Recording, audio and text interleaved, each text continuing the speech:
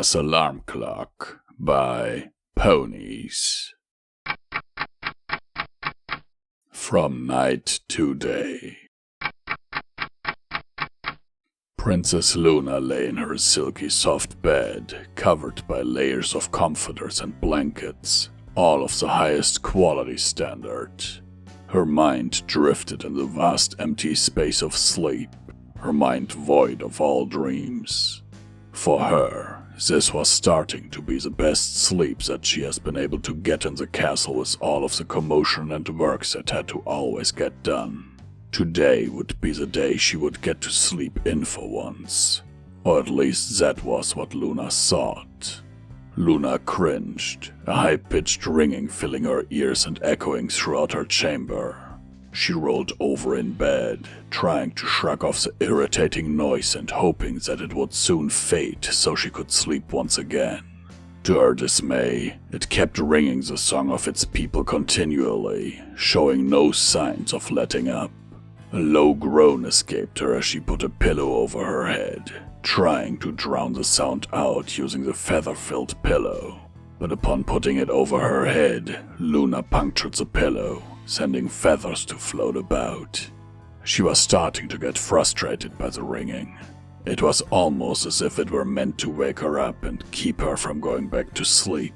Sitting up in her bed, Luna lit various candles around the room, lighting it in the early morning dark. With a brief look around the room, she didn't notice anything that could make such a horrendous sound, yet it still echoed loudly.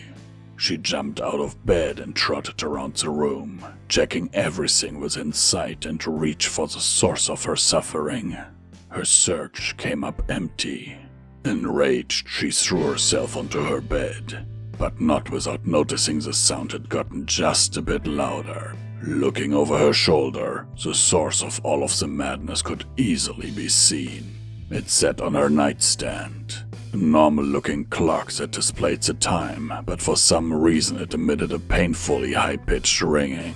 She sat up on the edge of her bed, staring intently at the clock. "Stop!" she told it. Nothing happened, besides making Luna angrier. "I command thee to stop at once!" And using the Royal Canterlot voice, she yelled at the clock, but it just sat there and continued to ring. "Please stop thy nonsense!" she asked it, putting her hoofs to her face. The room filled with silence, the soundless phenomenon Luna believed she may have never been able to hear again. Luna moved her hoofs away from her face, a large grin coming across her mouth. She shouted excitedly, kicking her hoofs up into the air. Luna wasn't being at all careful in her excitement. She had managed to tip the nightstand over, sending the clock plummeting into the ground. She stared at it for a moment, making sure that it didn't make the same wretched sounds that it once had. After what seemed like weeks, Luna backed off of the object, the ringing soon filling her ears once again. The anger could be seen boiling in Luna's eyes as she stood from her bed, picking the confounded contraption up in a dark blue aura. Bringing it closer to her face, she studied the object, trying to find a switch that would rid of the monotonous ringing in her ears. There were no switches anywhere on the device, or at least anything that could be easily seen.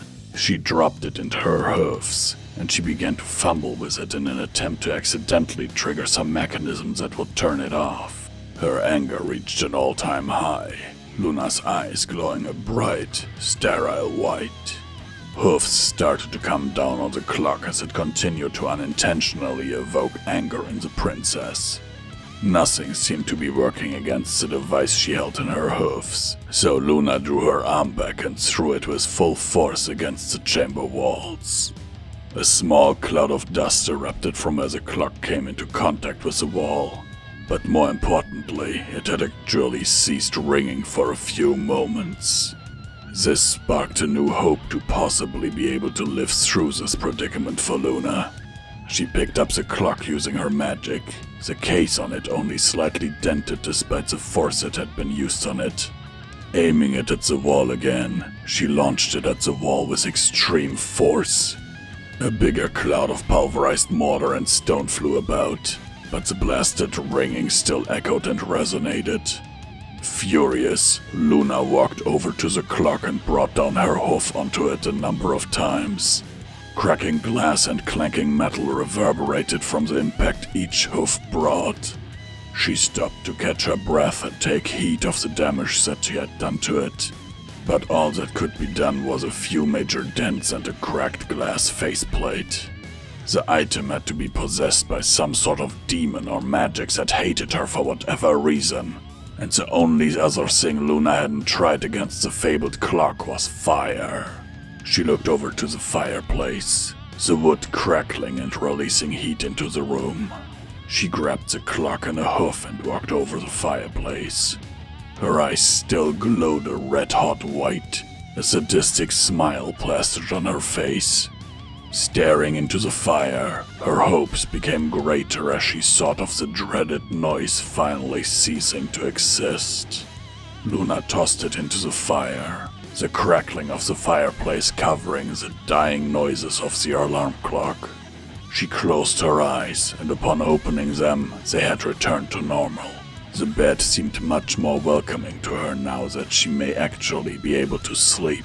She slid into bed, the silk sheets flowing smoothly over her body. Her mind quickly forgot about the dreaded clock, but it did not forget about her. The ringing erupted from the fireplace. The sound tripled the volume of what it had been before. Luna threw the covers off of her body and walked over to the fireplace, dousing the flames with her magic. She reached in and grabbed the red-hot clock with her hoofs, not thinking about the heat. She dropped on the ground, giving it a swift kick towards the door that led into her chambers after seizing in pain. The door swung open, Celestia bolting into the room thinking her sister had been injured. Luna, sister, is everything... But Celestia was interrupted by a half-molten clock crashing into her cranium. Luna! What is this nonsense? Sister, thou device has stopped its odious ringing. Luna told her in an apologetic tone.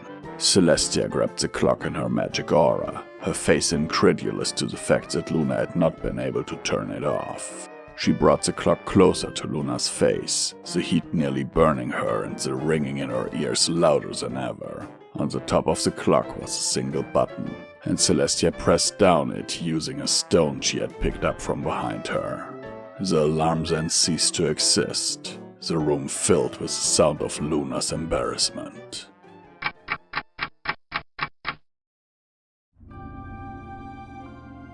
We here at Pony&Wolf Productions thank these amazing patrons of ours for their monthly support, without which all of this would not be possible.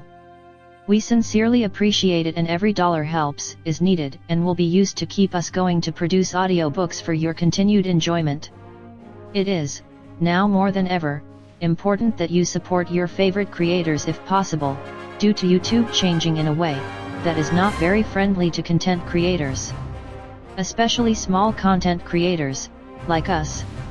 In recent months, the names you see on screen have enabled Midnight and Visual Pony to keep going and only having to sell off part of their belongings to not end up on the street.